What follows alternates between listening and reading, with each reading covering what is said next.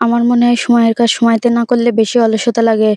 যেকোনো কাজ যদি পরে করব এটা ভেবে রেখে দেওয়া হয় তাহলে আরো বেশি অলসতা গ্রাস করে ফেলে। আসসালামু আলাইকুম, সবাই কেমন আছেন? আলহামদুলিল্লাহ আমি অনেক ভালো আছি। এই তো এখানে একটা রাজাহাঁস এনেছে। হাঁসটা পরিষ্কার করা ছিল অধিকাংশ। এখন আমি এটা আরেকটু বেশি করে পরিষ্কার করে নিয়ে কাটাকাটি করে রান্নাবান্না করব।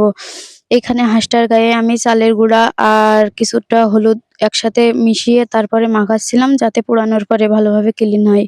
হাঁসটা পোড়ানোর সময় বারবার হাত থেকে পিছলে যাচ্ছিল, তারপরেও আমি খুব সাবধানতার সাথে হাঁসটা পোড়াচ্ছিলাম। আর এর আগে কিন্তু আমি এই কাজটা কোনোদিনও করিনি। বিয়ের আগে আম্মু করে দিত টুকটাক। বিয়ের পরও আম্মুর কাছে যে খেতাম বা কাটা মাংস নিয়ে আসতাম, কখনো এরকম করে পরিষ্কার করা হয় নাই। আর যেহেতু হাঁসটা গ্রাম থেকে নেওয়া, যার কারণে একেবারে প্রসেসিং করে দেয়নি। তারপরেও অনেকটা পরিষ্কার করে দিয়েছে, দেখতেই তো পারছেন। বাকিটা আমাদের করে নিতে হবে।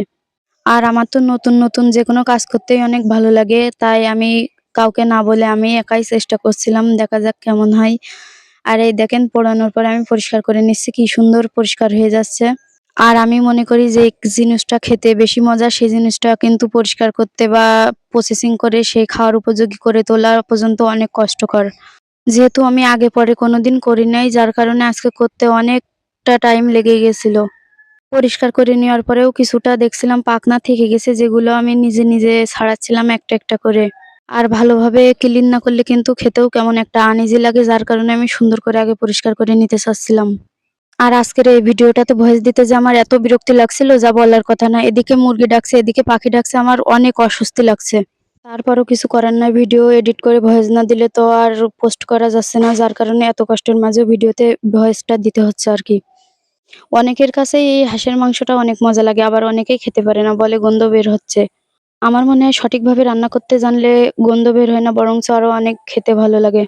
আবার অনেকেও আছে পছন্দ করলেও খেতে পারে না। কারণ কি জানেন? ডাক্তারে বারণ করে দেয়। কারণ অনেক ধরনের রোগ ব্যাধি আছে যেগুলো হাঁসের মাংস খেলে আরো বৃদ্ধি পায়। আর যেহেতু আমার পছন্দ, আমার তো পরিষ্কার করা শিখতেই হবে। নয় কে আবার পরিষ্কার করে দেবে, দিয়ে আবার লাস্টে বলবে খাওয়ার গুণ আছে কিন্তু পরিষ্কার করার গুণ নাই। আমার আবার কেউ কিছু না দিলেও আমি খুশি, কিন্তু খুঁটা দিলে আমার ভালো লাগে না। কারণ আমি কথার ভয় পাই অনেক। কেউ একবার আমার মনে কষ্ট দেয়া কথা বললে সেটা আমার ভুলতে অনেক সময় লাগে, কিংবা ভুলতেই পারি না। যার কারণে আমার মনে হয় নিজের কাজ নিজে করাই উত্তম। অনেকেই আবার বলবে, "আমি তো এটা জীবনেও করব না, আর কোনোদিন করিওনি।" কারা বলবে জানেন? যাদের এখনো বিয়ে হয়নি। কিন্তু যাদের বিয়ে হয়েছে, একটা ছোটখাটো সংসার হয়েছে, তারা অধিকাংশই করেছে বা করতে হয়। আর আমার যখন এখন নিজের একটা ছোট্ট সংসার, সেহেতু আমাকে তো নিজের করতেই হবে। যার কারণে কারোর মুখও চেয়ে থাকার আমার আর সময় নাই। আর এই তো দেখেন এই মাংসগুলো হয়েছে এই হাঁসটাতে।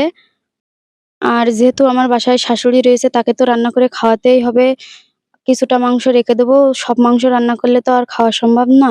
যার কারণে আমি এখনই কিছুটা রান্না করব। আর আমার রান্নাবান্না দেখে কেউ আবার ভুল ধরবেন না। আমি বেশি বড় রাঁধুনি না। আমি বাবার বাড়িতে তেমন একটা রান্নাবান্না করতাম না। এখন করতে হয়। কারণ আমার মনে হয় কেউই বাবার বাড়িতে রান্নাবান্না করে না।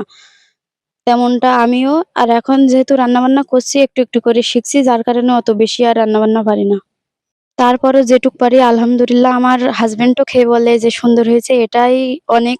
আর কে বলল কি না বলল ওটা দেখতে গেলে তো আমার রান্না আবার চেঞ্জ করতে হবে। লাস্টে দেখা গেল আমি রান্নাই ভুলে গেলাম। তার চেয়ে বরঞ্চ যেটুকু পারি এটুকুই আলহামদুলিল্লাহ। তারপরও চেষ্টা করি অনেক সুন্দর করে রান্না করার, যেন সবাই খেয়ে বলে মাশাআল্লাহ অনেক ভালো হয়েছে। কিন্তু এখানে আবার কথা আছে, একেকজনের জিহ্বার স্বাদ একেক রকম। সবার আবার সব রকম ভালো লাগে না। সবার যদি সব রকম ভালোই লাগতো তাহলে পৃথিবীতে সবকিছুই একই রকম হতো। ভিন্নতার কোনো আর আমি এই হাঁসের ছিটেফোঁটা মাংসটা পাওয়া কিন্তু যেত না। নারকেল দিয়ে রান্না করব। নারকেল দিয়ে হাঁসের মাংস মানে অনেক সুন্দর লাগে। যারা খেয়েছে তারাই বলতে পারবে। আর আমি আমার আম্মুকেও দেখেছি যখনই হাঁসের মাংস রান্না করে তখনই নারকেল দিয়ে রান্না করে, যেটা খেতে অনেক সুস্বাদু হয়। আর হঠাৎই ফোন আসে, আমার ননদ খুব অসুস্থ। যার কারণে আমার শাশুড়িও খুব দ্রুত চলে যাবে, না হলে আর কয়েকটা দিন থাকতো। কথা বলতে রান্নার শেষ পর্যায়ে চলে এসেছি। আর এই দেখেন আমার হাঁসের মাংসর ফাইনাল লুক। দেখে বলেন তো কেমন হতে পারে? আর এই হাঁসটায় অনেক পরিমাণে চর্বি ছিল, যেগুলো গলে এমন তেল আকারে বের হয়ে এসেছে। আর আপনাদের তো বললাম আমার শাশুড়ি চলে যাবে, যার কারণে আমার হাসব্যান্ড এই মাছগুলো কিনে এনেছে। আমার শাশুড়ি যাওয়ার সময় নিয়ে যাবে। সাথে কিছু অন্য মাছও আছে যেগুলো পরিষ্কার করে আগে ফ্রিজে রেখে দিয়েছি। আর এই মাছটা আনছে রাত ৯টার পর। তা ভাবছি এখনই পরিষ্কার করে রেখে দিই, সকালে আর সময় হবে না। আজ যেহেতু বাড়িতে আমার শাশুড়ি আর ননদ একা, তাদের এগুলো করতে আবার কষ্ট হয়ে যাবে, যার কারণে এখান থেকেই পরিষ্কার করে দিচ্ছি। আর এই তো এখন অনেক ভোর। সকাল, সকাল আমার শাশুড়ি বের হয়ে গেছে, কারণ একটু পর আবার রোদ উঠবে, যার কারণে জার্নি করতে অনেক কষ্ট হয়ে যাবে।